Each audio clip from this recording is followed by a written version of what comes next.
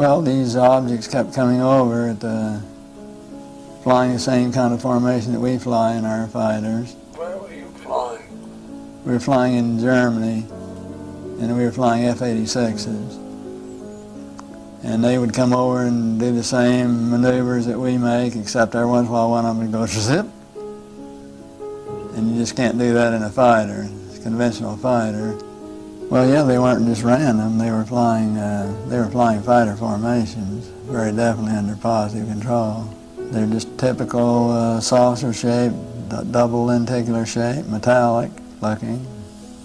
I think they were definitely piloted vehicles, each one with the pilot in it, and very definitely in communication with one another, because they would have flights of more than 4. They'd have flights of maybe 12 or 16, and when they make a turn, they'd cross the flights in under, and they had to be in communication. But this time I was involved in the research and development and doing very classified programs myself, at the test center. So I knew that we didn't have any vehicles of that kind, and I was 99 9/10% sure that the Russians didn't have any of that type either. So there certainly was, at that point in time, there was no doubt in my mind that this vehicle was made at some other place than here on Earth.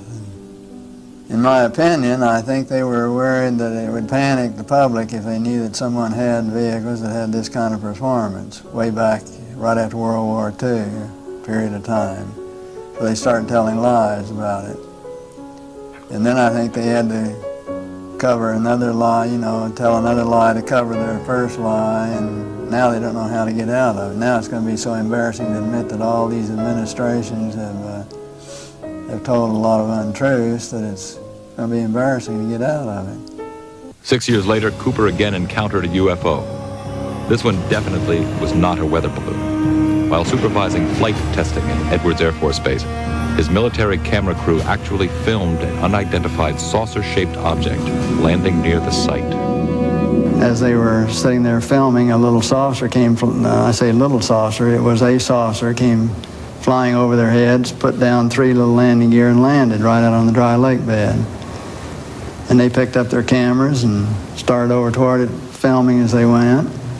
And when they got in fairly close to it, it lifted up, put the gear back in the wheel wells, tipped up, and took off at a great rate of speed.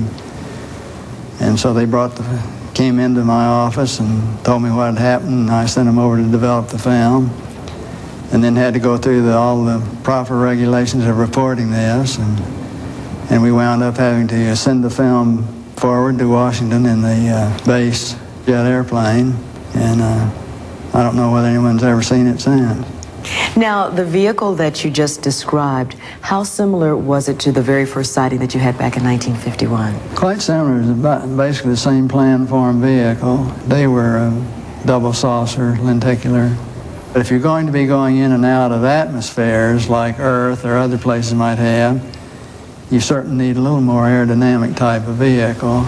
And the saucer has the capability of going through the air at tremendous rates of speed and handling the bow and trailing wave without making shock waves. So it can be very silent while traveling at big rates of speed through the atmosphere. But sightings of UFOs weren't limited to the military. Cooper has commercial airline colleagues who've also seen UFOs. Yes, a friend of mine who was a captain on a major airline at night was flying along, noticed this, suddenly a big glow came off his left wing, and he looked out and this big saucer was sitting right off their wing.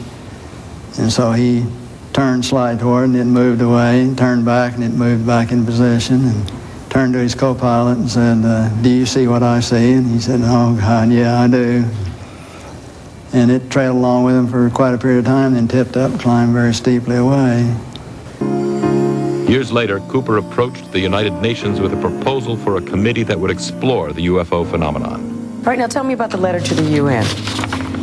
Well, the letter to the UN was in conjunction with a meeting that I had with Kurt Waldheim and the Security Council of the UN to try to encourage the UN to establish a committee to start comparing notes and data and information, and to really look into all of this from an unbiased, neutral point of view.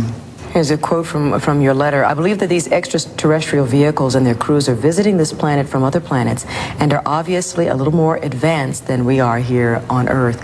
And are you saying that's exactly why governments have been trying to keep this information private, because of that obvious advancement? Very possibly, right.